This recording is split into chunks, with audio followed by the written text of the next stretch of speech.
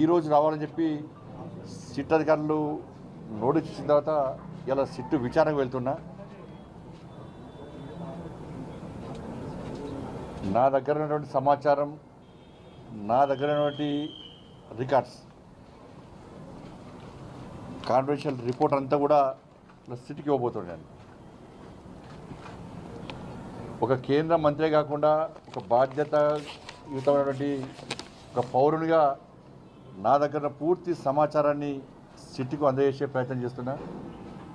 ఎందుకంటే తెలంగాణ రాష్ట్రంలో అందరికంటే ఎక్కువ అత్యధికంగా నా ఫోన్ కాల్సే ట్యాప్ చేయబడ్డాయి. అసలు మొట్టమొదటి ఫోన్ ట్యాపింగ్ విషయంలో ఫోన్ ట్యాపింగ్ బయటపెట్టింది కూడా నేనే.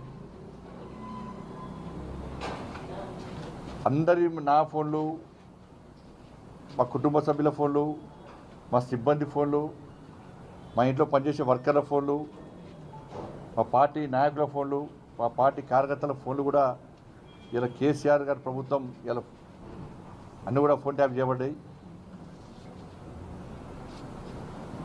కాబట్టి ఈ విషయంలో ఇప్పటి కూడా ఈ కాంగ్రెస్ పార్టీ ప్రభుత్వం మీద నమ్మకం లేదు, సిట్ మీద నమ్మకం లేదు.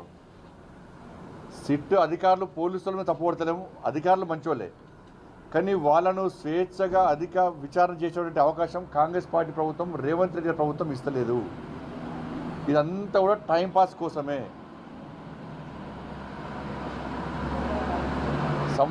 సంవత్సరాలు విచారణ పెడుతున్న కాలయాపన చేస్తున్నది. కేసీఆర్ కుటుంబంలో ఒక్కరిని ఇంతవరకు అరెస్ట్ చేయాలి.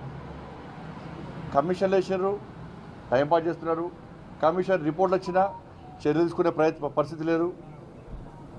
కాబట్టి బీఆర్ఎస్ కాంగ్రెస్ ఇద్దరి మధ్య దోస్తానా, వాళ్ళిద్దరు కలిసి ఈ డ్రామాలు ఆడుతున్నారు. కాబట్టి దీని మీద నమ్మకం లేదు. అందుకే సిబిఐ విచారణ జరపాలని చెప్పి మేము డిమాండ్ చేస్తున్నాం. మిగతా అన్ని విషయాలు కూడా ఆ విచారణ అనంతరం మీకు వచ్చే అన్ని విషయాలు బయట చెప్తాను.